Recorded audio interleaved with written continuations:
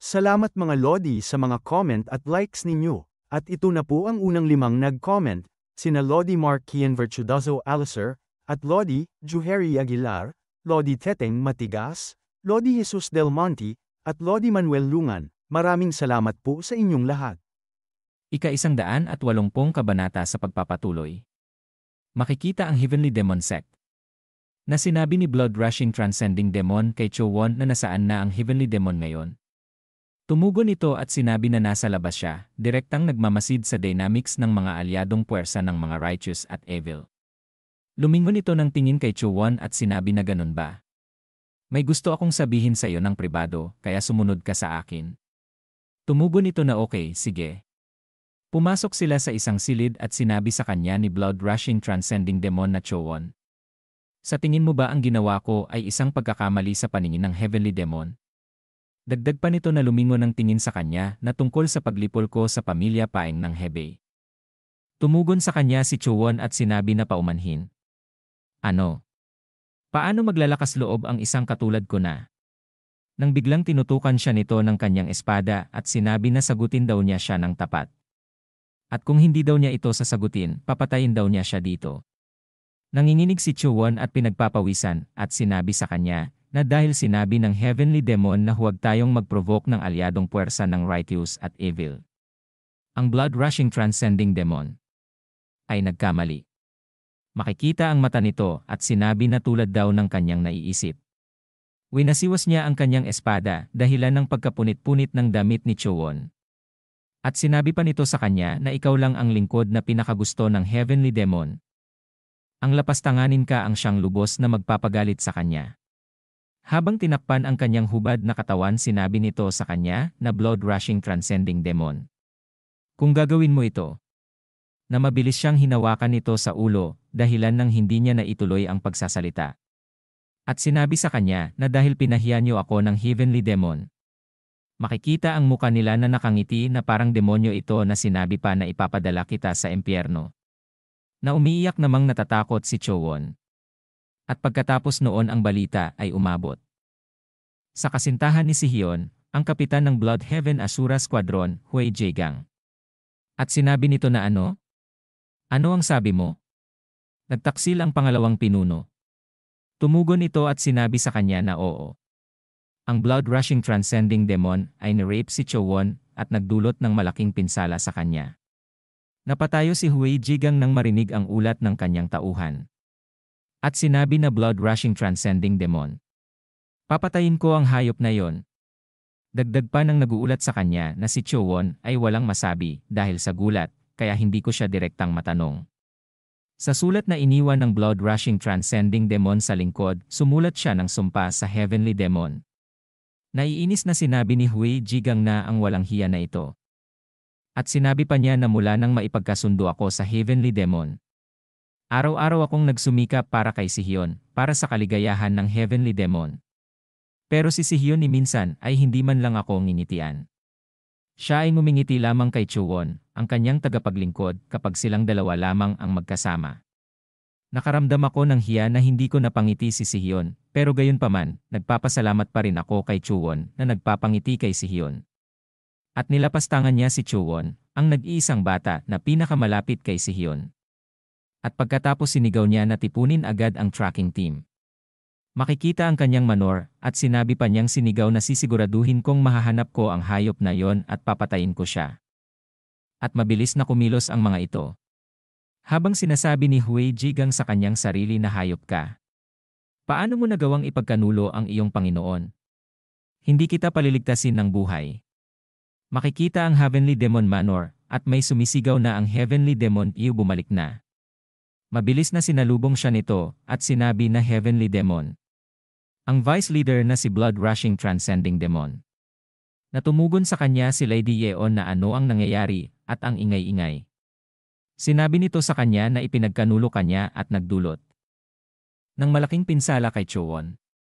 At kasalukuyan, si Hui Jegang ay kasalukuyang hinahabol siya at hinahanap dahil siya ay tumakas. Nanlaki ang mga mata ni Lady Yeon sa gulat at sinabi na ano. Makikita ang bahay na ito. Kung saan si Chowon ay nakahiga at nakabenda ang kanyang katawan na puro pasa na dumadaing ng sakit. Tinitingnan siya ng Heavenly Demon na si Sihayon na may naiinis na muka at sinabi na Chowon. At sinabi pa niya sa kanyang isip na napakalalim ng kanyang pagkabigla kaya hindi niya ako makilala. Dagdag pa niya sa kanyang isip na nangangalit ang mga ngipin na blood-rushing transcending demon. Ang hayop na yon nagawa niya ito habang ako ay sandaling wala. Itinikom niya ang kanyang kamao at naglabas ng enerhiya sa galit at sinabi na ito ay dahil sa kanya. Kaya paumanhin, Chowon. Dagdag pa niyang sinabi na habang tumindi ang galit niya na sisiguraduhin kong mahuli ng mabilis ang blood-rushing transcending demon na hayop na yon. At pupunitin ko ang mga laman ng lintik na hayop na yon. At sinabi sa kwento na tinipon ng Allied Forces of Righteous and Evil ang kanilang lakas at nagkaisa upang salakayin ang Heavenly Demon Cult.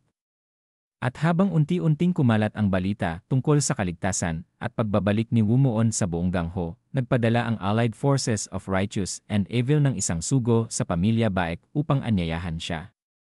Alam ni Wumuon na pinakamabuti kung ititigil na nila ang pakikipaglaban sa Heavenly Demon Cult dahil sila rin ay tumututol sa martial heaven.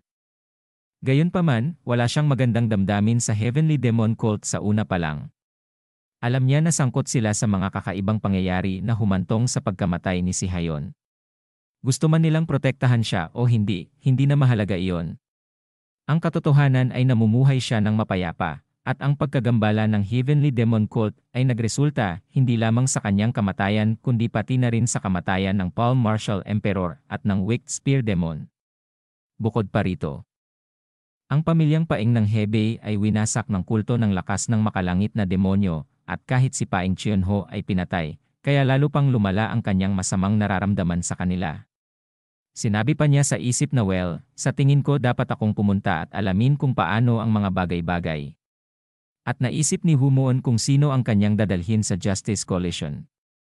Nag-aalala siya sa mangyayari sa pamilya Baek habang wala siya. Kung may mangyari ulit sa pagkakataong ito, maaari silang talagang mawala. Gayunpaman, ang pagsasama sa kanila sa Justice Coalition ay magiging mapanganib din. Magiging eksaktong kapareho ng resulta kung matatalo sila sa Heavenly Demon Cult habang ang buong pamilya ay naroon. Bukod dito, hindi naman talaga posible na makapunta silang lahat. At wala na daw sila magagawa. Hindi siya maaaring manatili lamang sa kanila at hindi gumawa ng kahit ano dahil lamang sa pag-aalala niya. Sa huli, nagpasya siyang isama si Namara at ang kanyang mga gwardya, Yuna, at Yosiol at ang kanyang entourage. Ang kanyang dalawang disipulo, ang Song Family Guards, at ang Baek Invincible Forged Squadron ay hindi sasama sa kanya. At pagkatapos sinabi sa kanya ni Baek Yeye na sana ay makabalik ka ng ligtas. At sinabi ng ating bida sa isip ni Baek Yeye na marami nang nagbago ang aking pinsan sa ina. Tumugon ito sa kanya na paumanhin, ano daw yon?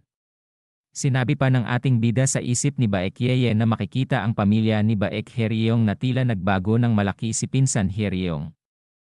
Siyempre, ang pagninilay-nilay sa kanyang mga aksyon ay hindi sapat upang malampasan ang kanyang kasalanan. Gayunpaman, sa kasalukuyang sitwasyon, desperadong nangangailangan ang pamilya Baek ng tulong ng mga taong tulad niya. Bilang pinuno ng pamilya, dapat mong pag-isipan ito ng mabuti at humanap ng paraan upang magamit ang kanilang kapangyarihan. Napangiti si Baek Yeye at sinabi sa isip ng ating bida na sa katunayan, iniisip din daw niya ito. Pinipigilan lamang daw niya ang sarili dahil nag-aalala siya sa iniisip ng iba. At lalo na daw sa kanya. At mabuti na lang daw at nauna itong binanggit niya. Dagdag pa niya na salamat sa pagbawas ng aking mga alalahanin. Sinabi ng ating bida sa kanya habang papaalis na siya na sige. Kung ganun, ikaw na ang bahala sa pamilyang Ironblade Baek. At babalik din ako. Makikita ang dalawang matandang ito na sinabi sa kwento na nang may ulat na maaaring nakarating si Song Wumuon sa Divine Unrestrained Realm, nagpasya ang koalisyon ng mga usaping pampulitika na tanggapin siya ng buong puso. At dagdag pa sa kwento na ipinadala ng mga righteous faction si Doc Bigay mula sa sekta ng mga pulubi, at ang Dark Horse Martial Sect ay nagpadala ng pangalawang nakatatanda sa kanilang ranggo, na si Shimbo Mayong. Sinalubong ang ating bida at yumuko na sinabi ni Doc Bigay na batang Master Song. Isang karangalan na makilala ka ng ganito. Sinabi naman ng isa na siya daw ay si Shimbo Mayong mula sa Dark Horse Martial Sect. Isang karangalan na makilala ang bayani, Batang Master Song, na pumatay sa perverted emperor. Sumuntok sa kanyang palad at sinabi niya na ako si Song Woo-moon. Isang karangalan din para sa akin. Sinabi sa kanya ni Doc Bigay na, pero Batang Master Song, sino ang batang binibini sa tabi mo? Ipinakilala ng ating bida ito at sinabi na ito si Binibining Hyeosil ng Frozen Palace ng Hilagang Dagat. At nakagawa ako ng pangako sa hinaharap kasama siya. Tumawa naman si Shim Bumyeong at sinabi na nagtataka ako kung sino ang napakagandang ito na nagpapasilaw sa aking mga mata. Ngunit ito pala ay walang iba kundi ang kasintahan ni Batang Master Song. Masaya namang sinabi ni Doc Bigay na ang kagandahan ni Binibining Ha ay maituturing na pinakamahusay sa mundo at si Batang Master Song ay napakatapang na kahit na dumating si Naban-an at Song-ok, tiyak na sila'y luluha. Kilala si Naban-an at Song-ok sa kanilang kagandahan, kakisigan sa sinaunang China. Nahihiya namang sinabi ni Binibining. Hyeosil na ganun daw ba? Salamat. Tumingin ng kakaiba ang ating bida sa kanya, at ibinulong na sinabi sa kanya na medyo sobra na ang kanilang mga papuri sa atin, hindi ba? Sinabi naman ni Mara mula sa kanyang anino sa isip ng ating bida na papatayin kita. Kayo ba ay mag-soulmate? Tumugon ang ating bida sa kanya, at sinabi sa isip ni Mara na huwag magkamali ng pagkaunawa. Napaisip naman si Doc Bigay na sinabi sa kanyang sarili na ang Frozen Palace ng Hilagang Dagat ay isang angkan na nasa kabila ng malaking pader. Ang kanilang lokasyon ay nasa gitna ng mga Orthodox at Unorthodox. At ang Frozen Palace ng Hilagang Dagat ay pumasok sa Central Plains bilang kasintahan ni Song Woo-moon. Sinabi naman ni Shim Bumyeong sa kanyang sarili na kaya masasabi nating ang pamilyang Iron Blade Baek at kahit ang Frozen Palace ng Hilagang Dagat ay mga puwersa ni Song Woo-moon. At mayroon na siyang mga natatanging puwersa sa kanyang likuran. Dagdag pa ng dalawang ito sa kanilang sarili na dapat daw nilang panatilihin ang magandang relasyon kay Song Woo-moon sa pamamagitan ng anumang uri ng papuri. At sinabi sa kwento na ngunit may isang katotohanan na hindi pa alam ng dalawa. Ang puwersang maaari nilang tawagin kay Song Woo-moon. Ang Heavenly Marderus Ally, na may maliit na bilang ng mga kakampi, at ang Marderus sect na kinikilala si Mara bilang kanilang Panginoon. Bilang karagdagan, mayroon siyang otoridad na ipagalaw ang mga tropa ng imperial na palasyo at hawak pa niya ang position of conquering marshal general. At kung lahat ng ito ay lumitaw, hindi lamang ang dalawang ito. Kung hindi ang buong murim ay magugulat. At dito na po nagtatapos ang ika-180 kabanata.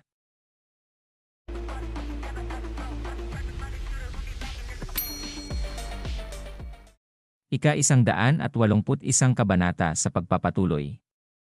Makikita ang Orthodox at Unorthodox Alliance Headquarter.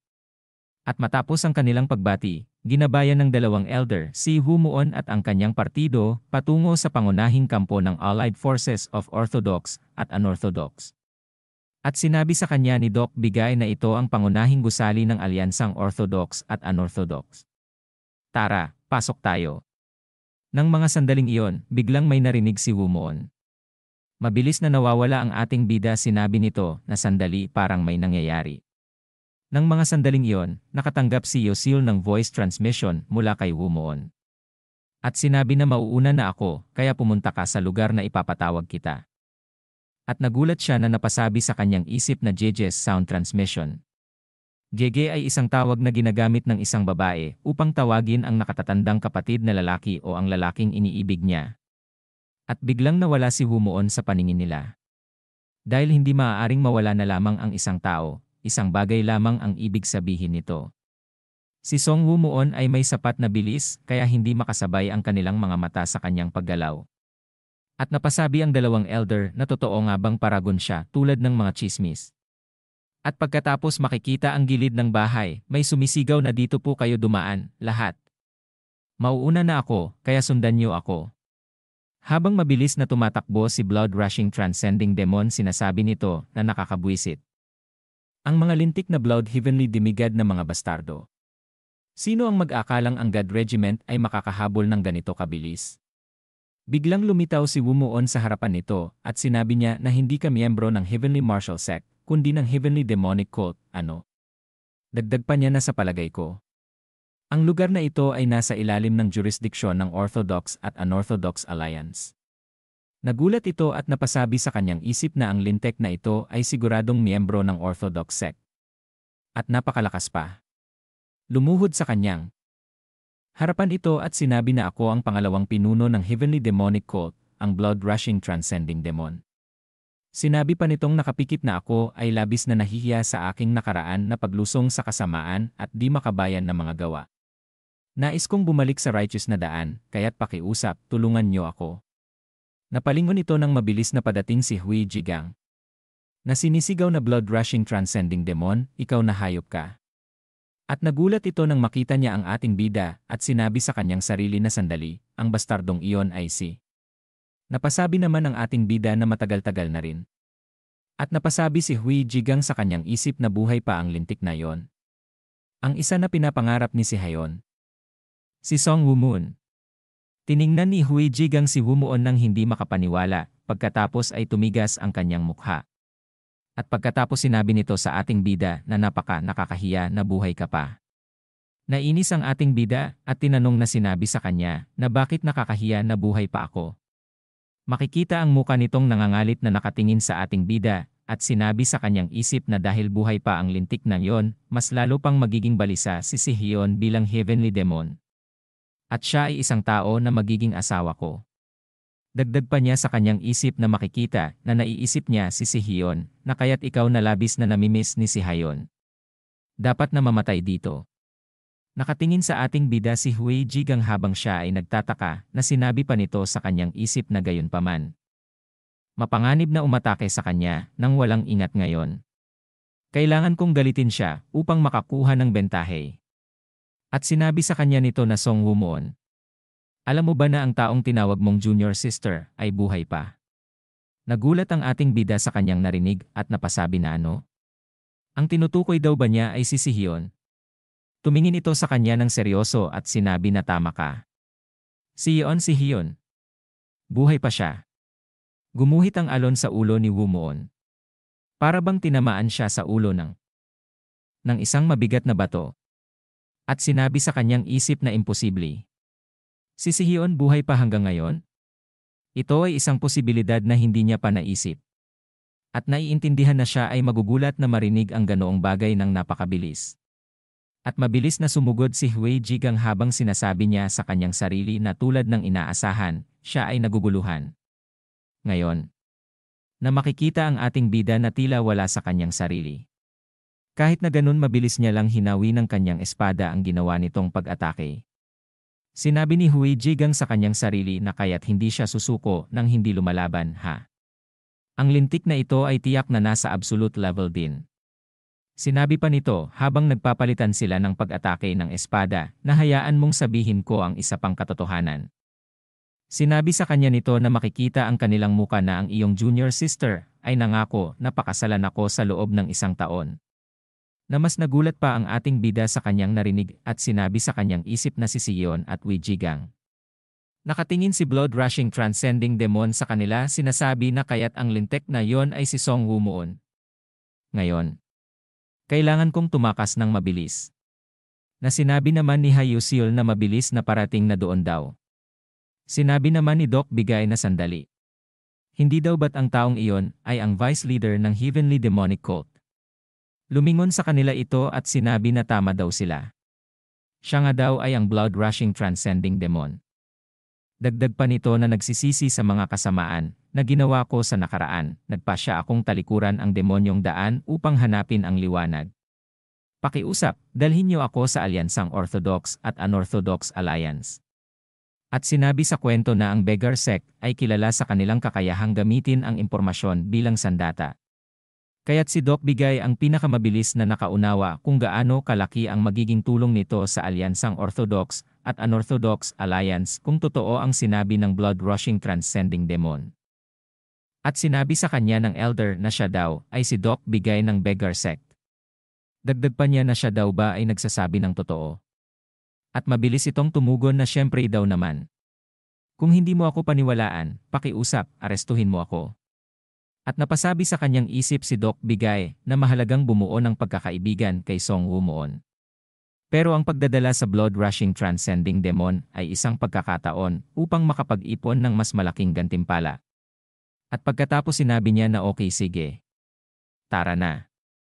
Na ito ay ikinasya ni blood-rushing transcending demon sapagkat hindi na siya mahahabol ng grupo ni Wei Jigang at sinabi na salamat. Tumingin ito sa kanila at sinabi pa sa isip na nabuhay ako. Sino ang mag-akalang lilitaw ang hayop na yon na si Song Wumoon? Ito daw ay isang pambihirang makalangit na swerte. Na makikita silang patuloy na nagpapalitan ng atake na nakatingin ang ating bida kay Wei Jigang. Habang nanunood silang dalawa sa laban sinasabi ni Hayo Seol sa kanyang isip na JJ. Nalilito siya matapos marinig ang tungkol sa kanyang junior sister.